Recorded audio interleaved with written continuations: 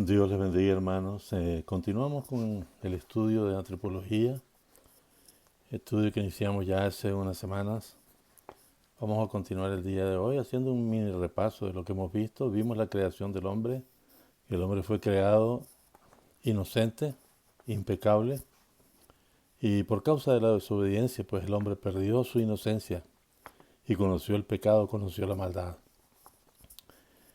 Continuamos el estudio y vimos que por causa del pecado del hombre, la tierra sufrió maldición, toda la creación sufrió maldición por causa del hombre. Y también vimos en el estudio pasado los principios de la provisión de Dios para rescatar al hombre. Habiendo caído el hombre en el pecado, Dios tuvo misericordia y tuvo a bien rescatar al hombre de su condición de pecado. Y dio Dios el primer paso, haciéndole promesa, como lo leímos en el libro de Génesis, capítulo 3, versículo 15, donde Dios hace la primera promesa de redención cuando dice que pondrá enemistad entre la simiente de la mujer y la simiente de Satanás. Pues la simiente de la mujer heriría en la cabeza a la simiente del diablo y la simiente del diablo heriría a la simiente de la mujer en el calcañar, lo cual ya como explicamos, la herida en el calcañar no es una herida de muerte permanente, sino la herida que la simiente de la mujer propinó al maligno. En la cabeza sí es una herida de muerte, destruido para siempre. Entonces continuamos ahora con el estudio, hermano, y vamos a ver el por qué Dios trajo el diluvio.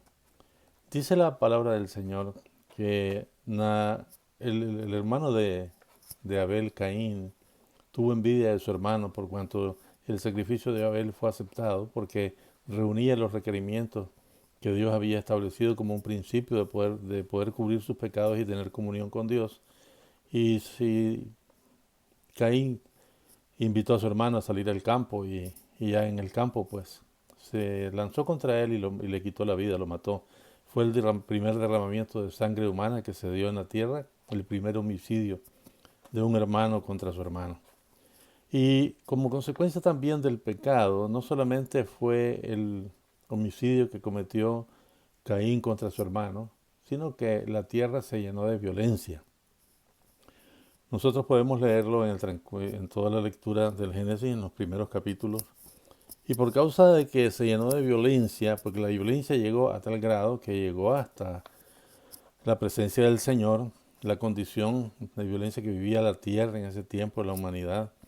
Y Dios tuvo que tomar una decisión severa, pero al mismo tiempo misericordiosa. Porque si nosotros nos podemos pensar un poco, estando la tierra llena de violencia a tal grado que ya no era soportable por parte de Dios tal magnitud de violencia, pongámonos a pensar nosotros en la historia de la humanidad. ¿Cuántas guerras han habido en la historia de la humanidad? Las guerras más grandes que se han conocido ha sido la Primera, Segunda Guerra Mundial, donde millones de personas murieron. Los seres humanos están incapacitados para poder arreglar sus diferencias de una manera pacífica, de una manera constructiva, sino que lo primero que intentan es armarse y lo primero que hacen es, al no poder llegar a un acuerdo, es agredirse los unos a los otros, ocasionando así la muerte del ser humano sobre la tierra. Han sido terribles las guerras que se han vivido a través de la historia, pero hermano, todavía Dios no ha tomado una actitud tan extrema como la que tomó eh, antes del diluvio, porque la tierra se llenó de tal magnitud de violencia que Dios ya no pudo seguirla soportando y tuvo que tomar una decisión. Si la violencia hubiera continuado en esa misma condición tan extremada, pues probablemente los seres humanos hubieran desaparecido de la tierra. Pero Dios tuvo que tomar la decisión de traer un diluvio que exterminara a los hombres y exterminara a los animales, tanto las aves como los animales del campo y todo animal que se arrastra. para poder frenar la violencia que se estaba dando en aquel tiempo en la tierra. Sin embargo, a pesar de que Dios dijo, destruiré a los hombres que he creado y a los animales, en el capítulo 6, versículo 7 de Génesis, la Biblia la leemos de esta manera y dice, raeré sobre la faz de la tierra a los hombres que he creado, desde el hombre hasta la bestia, y hasta el reptil y las aves del cielo, pues me arrepiento de haberlos hecho. Haciendo un poquito de memoria, explicamos lo que significa la palabra arrepentirse. Cuando dice Dios, me arrepiento de haberlo hecho. No es que Dios sea un Dios que hoy hace una cosa, mañana cambia de parecer y se arrepiente, no, sino que lo que está tratando de denotar este término es el pesar que sintió Dios de ver cómo la humanidad había caído en semejante estado de violencia y de muerte. Entonces, Dios para frenar la violencia tuvo que tomar una decisión y tomó la decisión de traer un diluvio sobre la faz de la tierra para erradicar, ¿verdad?, todos los seres creados, tanto hombres como animales. Sin embargo, nosotros leemos en Génesis capítulo 6, versículo 8, dice, pero Noé halló gracia ante los ojos de Jehová. Noé, según el relato bíblico, Dios lo consideró como un hombre justo. ¿Y en qué consistía la justicia de Noé? No que Noé era un hombre perfecto, no que Noé no hubiera pecado, porque Noé venía también cargando sobre sí mismo la naturaleza caída, la que heredamos de Adán y de Eva, también estaba en Noé. Pero aún a pesar de la naturaleza caída, Noé eh, creía en Dios, le creía a Dios y escuchaba la voz de Dios y atendía a la voz de Dios. Y el Señor eh, establece claramente que sin fe, si nosotros no tenemos fe, es imposible que nosotros podamos agradar a Dios. De manera que nuestra comunión con Dios, todo depende de nuestra fe en Él. Porque a Dios no lo podemos ver. Dios es infinito. Dios habita en luz inaccesible. Nadie lo puede ver. Nuestro Señor Jesucristo, en los evangelios nosotros leemos y dice, a Dios nadie le ha visto jamás. De manera que ningún ser humano ha podido ver a Dios, ni tampoco podrá ver a Dios. Lo que en la historia de la humanidad, en la Biblia, se hacen relatos de que alguien tuvo contacto con Dios, pero es a través de teofanías, de manifestaciones en forma humana o en forma material, que Dios se ha manifestado para poder tener una conversación, un tipo de contacto con el ser humano. Pero en su plenitud a Dios nadie lo puede ver. Sin embargo, a través de la fe podemos entrar en contacto con Dios. Y Noé estaba en contacto con el Todopoderoso y el Todopoderoso le declaró a Noé lo que tenía pensado hacer respecto de la humanidad. Le declaró que traería un diluvio. Cabe decir, haciendo un paréntesis, que antes del diluvio, en la tierra la Biblia nos enseña y dice que no llovía, sino que surgía de la tierra un vapor y eso regaba la tierra. De manera que, pues, puesto que nunca había llovido, la gente a la cual Noé le anunciaba la decisión divina de que vendría un diluvio que acabaría con todas las cosas creadas, la gente no lo creyó. La gente no lo tuvo más bien por loco porque no tenían la experiencia de ver caer una lluvia del cielo. Sin embargo, lo que les estaba anunciando Noé era una verdad, era lo que Dios había decidido hacer. Y Noé le creyó a Dios. Por lo tanto, Dios, para poder preservar la vida de un justo y dar un nuevo comienzo a la humanidad, fuera de la violencia que se estaba viviendo en ese tiempo, Dios le mandó a Noé construir un arca. Lo podemos leer eso todo en el libro de Génesis capítulo 6, 9. Todas las indicaciones que Dios le dio acerca de la construcción del arca y acerca también de preservar algunas especies de animales que Noé introdujo en el arca para que no pereciesen con el diluvio. Y de esa manera Dios pues preservó la vida de una familia. Noé, 8 personas, Noé con su esposa, los hijos de Noé con sus esposas respectivas, que eran 3 hijos, 8 personas fueron salvas en esa arca de la destrucción por causa del diluvio. Cuando terminó la lluvia y cesó y fue reducida, lo cual dilató aproximadamente como 150 días para que las aguas empezaran a decrecer hasta que llegó el momento en que Dios envió un viento fuerte y hizo que las aguas se retiraran y el arca donde estaba Noé con los animales anclaron. La Biblia dice que anclaron en el monte Ararat y de allí recibió orden Noé de salir del arca, él y todos los animales que él había hecho entrar en el arca para la salvación y la preservación de ellos. Ahora, cuando salió del arca Noé, el Señor tuvo una conversación con él en Génesis capítulo 9, versículo 1. Le dijo Dios a Noé, bendijo Dios a Noé y a sus hijos y les dijo, fructificad y multiplicaos y llenad la tierra. Esa fue la orden que recibió. Esa orden también la había recibido Adán al principio cuando fue creado, de fructificar y multiplicarse. El propósito divino es que la tierra sea llena de los seres humanos y también sea llena de los animales del campo, los cuales Dios también les dio la facultad de poder multiplicarse y de poder llenar la tierra.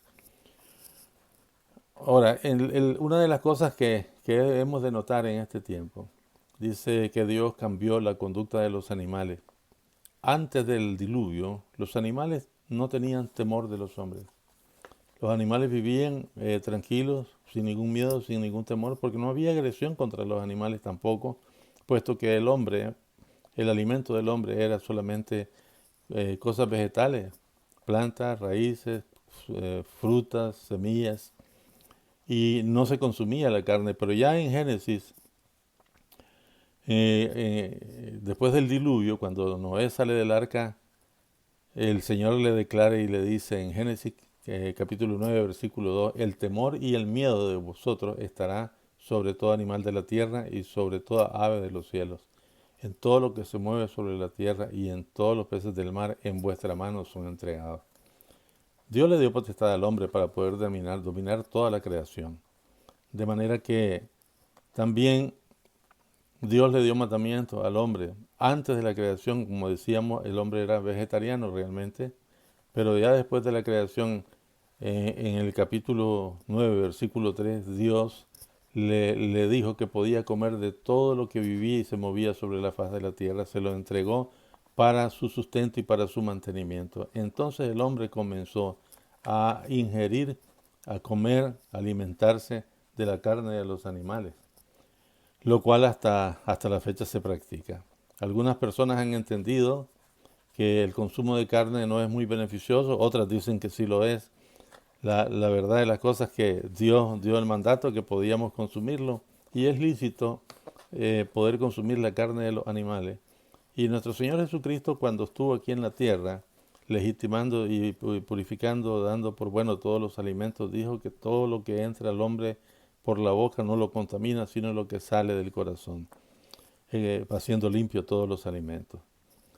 También el Señor estableció una orden, un mandato, más bien una disposición, una legislatura de parte del Creador, el Todopoderoso, diciendo de esta manera, el que en Génesis capítulo 9, versículo 6 dice, el que derramare sangre de hombre, por el hombre su sangre será derramada, porque a imagen de Dios es hecho el hombre.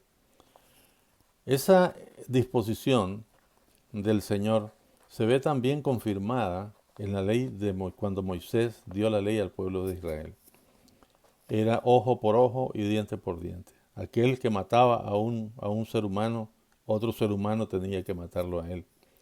Y si alguien por accidente, sin querer matarlo, mataba a alguien, Dios, sabiendo que era inocente, había proveído ciudades de refugio para que el vengador no matara a la persona que había ocasionado la muerte de un hombre. Solamente se ejecutaba con la misma sentencia de muerte a aquellos que voluntariamente e intencionalmente asesinaban a uno de sus semejantes.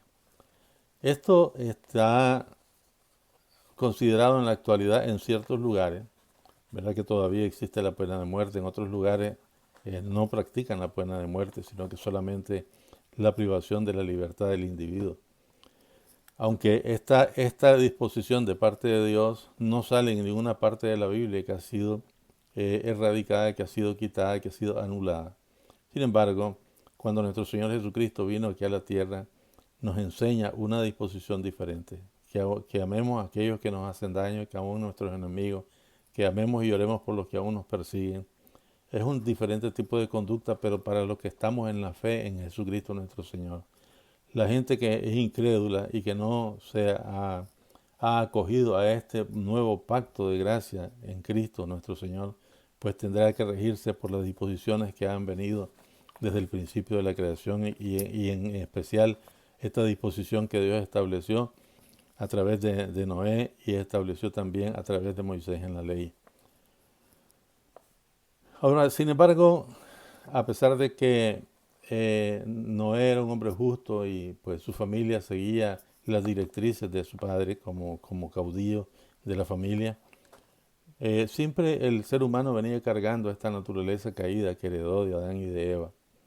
Y la familia de Noé pues se multiplicó, empezó a crecer y a llenar la tierra, pero siempre el mal se fue manifestando, tal vez no en la magnitud como se manifestó antes del diluvio, pero siempre había violencia en la tierra, siempre había pecado en la tierra. Por lo tanto, siempre Dios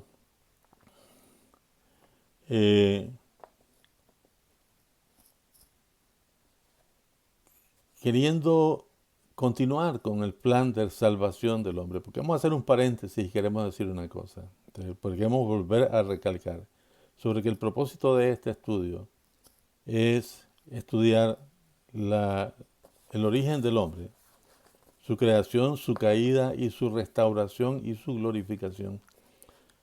Porque el propósito de Dios es que el hombre tenga comunión con Él.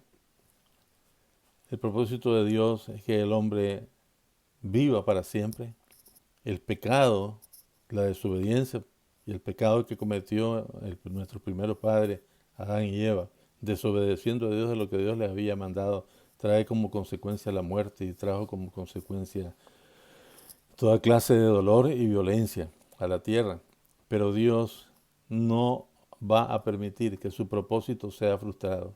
Nosotros fuimos creados para la alabanza de su gloria y el propósito divino es que permanezcamos en comunión con Dios por toda la eternidad.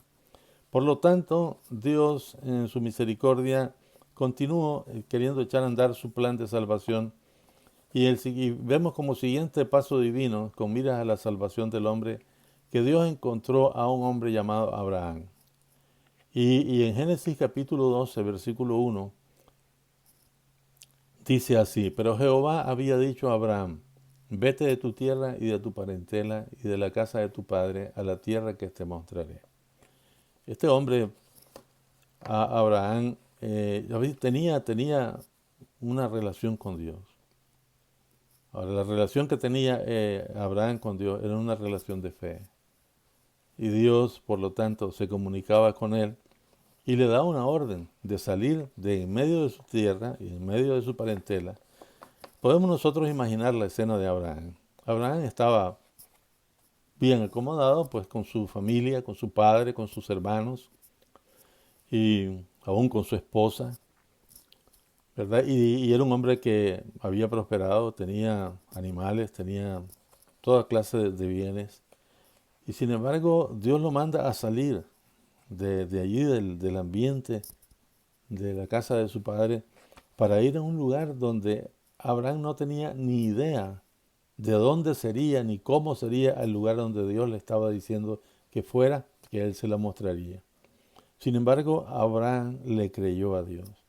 Hermanos, cuán importante es que nosotros aprendamos a creerle al Señor. A veces lo que Dios nos ordena no va de acuerdo con nuestra lógica. A veces lo que Dios nos ordena es muy distinto a la perspectiva nuestra. Porque como dice la Escritura misma, mis pensamientos no son como tus pensamientos y mis caminos no son como vuestros caminos. Tan diferente, tan alto, la gran diferencia que hay es como el cielo con la tierra. Así son los pensamientos de Jehová más altos que los nuestros y los caminos de Jehová más altos que los nuestros.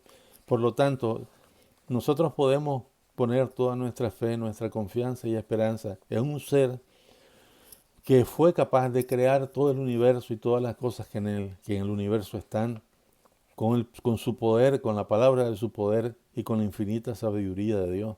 Hermano, ¿cómo no vamos a poder confiar en un ser tan precioso e inteligente que ha hecho un diseño tan grande en las cosas que vemos nosotros creadas? Y ahora la ciencia, con sus investigaciones que han hecho, pues también da credibilidad a la existencia de un ser todopoderoso que fue capaz de crear todo esto. Y no solamente de crearlo, sino de sostenerlo, de mantenerlo vivo, de mantenerlo en función con una precisión que ningún ser creado puede llegar a ser. Hermano, es necesario reconsiderar y darnos cuenta que podemos nosotros depositar toda nuestra fe, toda nuestra esperanza, toda nuestra confianza en un ser tan maravilloso como lo es Dios, el creador de los cielos y de la tierra. Y aunque no nos parezca a nosotros lógico, aunque no nos parezca sensato, aunque no vaya de acuerdo con nuestra manera de pensar, con nuestra filosofía humana, aunque no vaya de acuerdo con la condición que nosotros queremos llevar en esta vida, queremos tener en esta vida, tenemos que confiar en Dios, porque lo que Dios hace, lo hace bueno y en gran manera, porque lo que Dios hace es para bien nuestro. Dice la Biblia en el libro, en la epístola que escribió el apóstol Pablo a los romanos, dice, porque todas las cosas ayudan a bien a los que aman a Dios. Esto es para aquellos que han sido llamados conforme a su santo propósito. Ningún ser que confíe en Jehová va a ser avergonzado, porque lo que Dios nos propone y lo que Dios piensa hacer con nosotros es para bien nuestro. Dios es el bien absoluto, Dios es la verdad absoluta, en Dios no hay mentira, en Dios no hay engaño, en Dios no hay error. Él es la verdad absoluta, completa, y el Señor es absolutamente santo, es incapaz de caer en error, es incapaz de poder cometer pecado, es incapaz de querer engañar a los demás. Dios es la absoluta verdad. Podemos confiar en Dios, tenemos que aprender a confiar en Dios. Cuando Dios nos dice algo, tenemos que obedecerlo, aunque no nos parezca a nosotros, pero es para nuestro bien y para que nuestro camino en nuestra vida sea prosperado. Abraham tomó esa decisión de obedecer a Dios, aunque no sabía ni para dónde iba. No sabía lo que iba a encontrar en el camino. No sabía qué tipo de tierra le iba a dar Dios, pero Dios le dijo, ve, sal de tu casa, de tu tierra, de tu parentela y de la casa de tu padre, y yo te voy a llevar a una tierra que yo te mostraré. Abraham continuó. Ese acto de fe lo hizo que Dios lo considera a Abraham como una persona justa. Porque nada hace más justo, más justicia, hermano, que nuestra obediencia a Dios creyéndole. Porque Él se merece nuestra obediencia. Porque no es como nosotros, que nosotros decimos una cosa, los seres humanos, hoy, pero mañana cambiamos de parecer y cambiamos toda nuestra manera de actuar. Pero Dios no. Cuando Dios hizo una cosa, eso se cumple. Dice, mi Señor Jesucristo habló cuando dijo, el cielo y la tierra pasarán, pero mi palabra no pasará. La palabra de Dios jamás cae a tierra, porque Él es lo suficientemente sabio y poderoso para hacer que su palabra se cumpla. Entonces Abraham, en un acto de fe, salió de su casa y de su parentela, y obedeciendo a Dios, llegó hasta la tierra prometida, aunque no la poseyó en propiedad, pero allí Dios lo hizo establecerse y, mantuvo un contacto con Dios, Abraham, una relación de fe, una relación de obediencia. Y en cierto momento, como leemos en Génesis capítulo 15, versículo 5, dice la palabra del Señor, que Jehová dice, y lo llevó afuera y le dijo, mira ahora los cielos y cuenta las estrellas, si las puedes contar. Y él le dijo, así será tu descendencia. Dios hizo un trato con Abraham, una promesa le dio a Abraham, que multiplicaría de tal manera su descendencia que podría llegar a ser incontable, así como las arenas del mar y así como las estrellas de los cielos. Sin embargo, la fe de Abraham fue probada, como también, hermanos amados, la fe de nosotros tiene que ser probada. Cualquiera puede decir, yo creo en Jesucristo, Pero pues si la fe es solamente en el intelecto y no hay un cambio en nuestro interior, esa fe es solamente intelectual, es una fe vana que no produce ningún efecto en nosotros. La fe genuina, la fe verdadera, es donde está involucrada todo nuestro ser, donde está involucrado nuestros sentimientos, está involucrado nuestras emociones, está involucrada nuestra voluntad y está involucrada nuestra mente, y todo esto lo rendimos ante Dios en obediencia. Esa es la fe que salva, esa es la fe que transforma, esa es la fe que cambia. La fe en una forma de religión, en una práctica religiosa de todos los días o de todos los domingos, eso no cambia a ninguna persona. Ninguna religión puede cambiar a ninguna persona. Lo único que cambia es una fe genuina en el Señor. Es reconocerle como el Señor de nuestra vida, el que puede gobernar nuestra vida, y Él es el único que no puede hacernos prosperar en nuestro camino. Por lo tanto, hermanos, hay que examinarnos, como le dijo el apóstol Pablo a los hermanos de la iglesia de Corinto: examinaos si estáis verdaderamente en la fe y si Jesucristo mora en vosotros, a menos que estéis reprobados. Tenemos que examinarnos a ver si realmente la fe que nosotros decimos tener no es solamente una fe del intelecto, porque la fe del intelecto hasta los demonios creen y tiemblan.